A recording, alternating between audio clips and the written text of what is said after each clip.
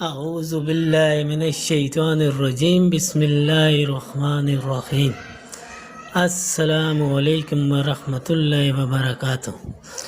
حضرت علی رضی اللہ تعالیٰ عنہ ایک بار گھر تشریف لائے تو حضرت فاطمہ رضی اللہ تعالیٰ عنہا نے کہا، میں نے یہ سود کاتا ہے، آپ اسے بازار لے جائیے اور بھیج کر آٹا لے آئیے تاکہ حسن و حسین رضی اللہ تعالیٰ عنہما کو روٹی کھلاؤں۔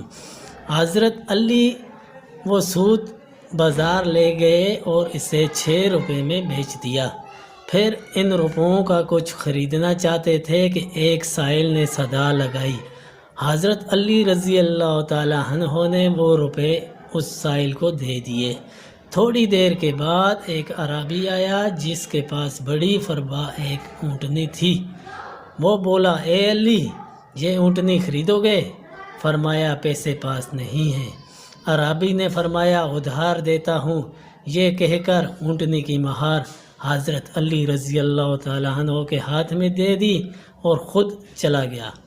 اتنے میں ایک دوسرا عربی نمودار ہوا اور کہا، حضرت علی رضی اللہ تعالیٰ عنہ اونٹنی دیتے ہو؟ فرمایا، لے لو۔ عربی نے کہا، 300 نگد دیتا ہوں۔ یہ کہا اور 300 نگد حضرت علی رضی اللہ تعالیٰ عنہ کو دے دیے اور اونٹنی لے کر چلا گیا۔ اس کے بعد حضرت علی رضی اللہ تعالیٰ عنہ نے پہلے عربی کو تلاش کیا مگر وہ نہ ملا۔ آپ گھر آئے اور حضور پاک صلی اللہ علیہ وآلہ وسلم حضرت فاطمہ رضی اللہ تعالیٰ عنہ کے پاس تشریف فرما ہیں۔ حضور صلی اللہ علیہ وآلہ وسلم نے مسکرا کر فرمایا، علی، اونٹنی کا قصہ تم خود سناتے ہو یا میں سناؤں؟ حضرت علی رضی اللہ تعالیٰ عنہ نے عرض کیا، حضور آپ ہی سنائیے۔ فرمایا، پہلا عربی جبرائیل تھا اور دوسرا عربی اسرافیل تھا، اور اونٹنی جنت کی وہ اونٹنی تھی جس پر جنت میں فاطمہ سوار ہوگی۔ خدا کو تمہارا ایثار جو تم نے 6 روپے سائل کو دیے پسند آیا، اور اس کے صلے میں دنیا میں بھی اس نے تمہیں اس کا اجر اونٹنی کی خرید و فروخت کے بہانے دیا اور آخرت میں بھی دیں گے۔